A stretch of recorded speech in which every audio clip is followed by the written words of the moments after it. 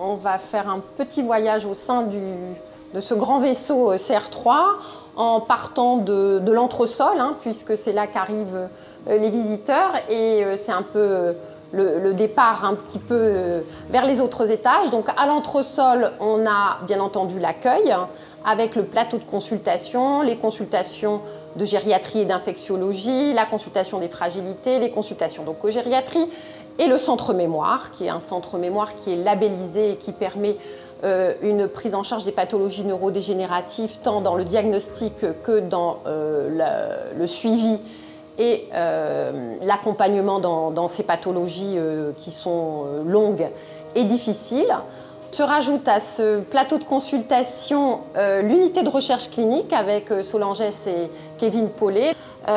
Ensuite, on monte d'un étage, on a l'unité de Denis Ravera. L'unité de Denis Ravera, c'est vraiment une unité particulière puisqu'elle prend en charge les patients porteurs de pathologies neurodégénératives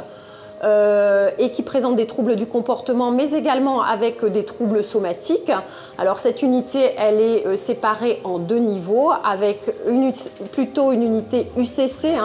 unité cognitivo-comportementale, qui est une unité de moyen séjour et qui va prendre en charge vraiment les troubles aigus du comportement, et puis la partie long séjour qui va de 15 lits, qui va prendre en charge les patients qui nécessitent un accompagnement plus particulier et plus spécialisé dans leurs troubles du comportement. On monte ensuite au deuxième étage, l'USLD 2, qui travaille de plus en plus en partenariat avec l'unité de Denis Ravera, parce que c'est une unité qui est également fermée et sécurisée, comme l'unité de Denis Ravera, et qui va prendre en charge là aussi des patients qui ont besoin d'une prise en charge un peu plus spécifique dans leurs troubles du comportement, mais également dans les troubles somatiques qui sont souvent présents également, puisque ces patients ont des polypathologies et pas que des troubles cognitifs. Donc c'est une unité qui travaille en partenariat au niveau des activités, au niveau des animations, ensemble. C'est important et c'est bien de pouvoir travailler comme ça en collaboration entre deux étages. Ensuite, on a les USLD 3,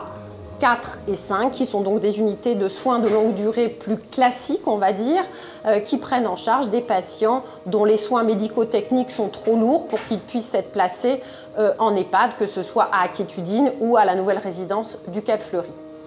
Et ensuite, on grimpe encore d'un étage et donc on arrive au 6e étage où on a le service SSR, donc les soins de suite et de réadaptation gériatrique. Donc là également, tous les plateaux sont des plateaux de 30 lits et là donc on prend en charge des patients avec différentes pathologies. Ça peut être parce qu'ils sortent d'orthopédie où ils ont été opérés d'une fracture, une fracture du col du fémur par exemple, mais également ça peut être en post-AVC, et on fait également des suivis après des traitements particuliers pour une prise en charge en oncologie par exemple. Et ensuite, on monte au 7e étage, et donc là, c'est le service de gériatrie aiguë, qui est le service qui est dirigé par le docteur Sylvie Chailloux, qui est un service donc, qui permet de prendre en charge de façon aiguë tous les problèmes que peuvent rencontrer les sujets âgés, que ce soit cardiologiques, infectieux, et bien entendu toutes les pathologies médicales que peuvent rencontrer nos aînés.